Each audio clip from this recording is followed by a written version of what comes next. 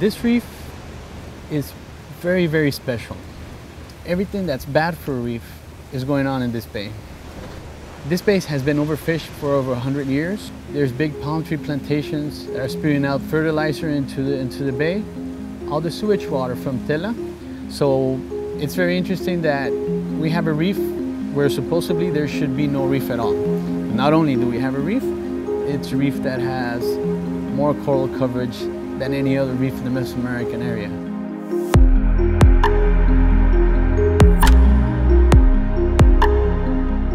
So the reef system that we have in Tela Bay is called Banco Capiro, and it is possibly the healthiest reef system in the Caribbean today. We're looking at 3 times the amount of coral.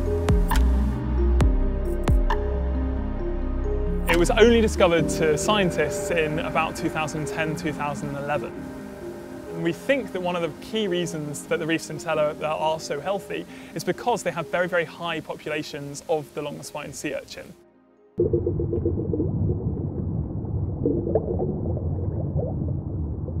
Unfortunately, in the early 1980s, populations suffered from a cataclysmic decline. An unknown waterborne pathogen spread through the Caribbean and reduced populations by about 95 to 99%, and populations haven't recovered since that point. We've lost about 60% of our reefs since the big die-off of the Diadema. The worst enemy right now of the reef is global warming, obviously, but also algae.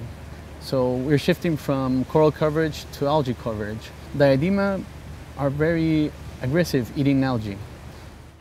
My project involves trying to figure out why they're not recovering and then what it is that we can do in order to try to restore populations in the long term and hopefully bring back those grazing services, get more coral and then more biodiversity and help protect the reefs for the future as well. Tela is kind of your typical Caribbean reef where it's quite degraded, there's a lot of algae, low reef complexity, whereas Tela has got a higher abundance of Diadema. I'm not entirely sure yet why, but the project itself looks at a variety of factors that could be influencing their recovery.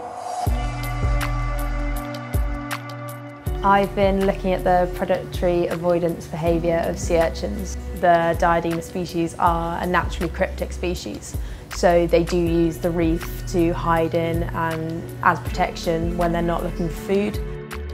Reef complexity is something that is of importance. If you look at some of the sites in Tela, they can't hide in a bunch of sand. In Tela you do have such a high coral coverage, so you do have that opportunity of refuge. What Max has done in previous years is put down large blocks. That refuge is available for them. They then have the algae to graze on, which then hopefully will mean that more coral will be able to settle and you'll get that reef complexity back. We think that actually by providing artificial reefs, not only are we providing habitat that could stimulate that recovery, but it might also have a protective effect against future climatic changes as well.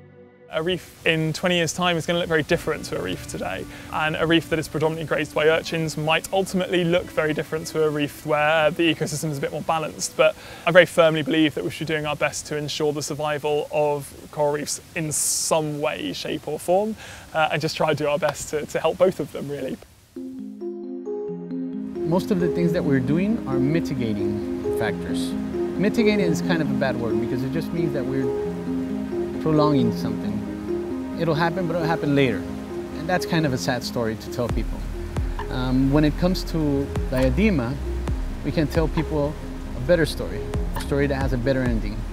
If we reintroduce Diadema, there's a probability that we could actually recuperate our reefs. In the not so distant future, when water temperatures get too high, reefs like this could be the only reefs that survive. If the battle is going to be fought in these last reefs at the end, we better find out where they are so we can be prepared for when it happens.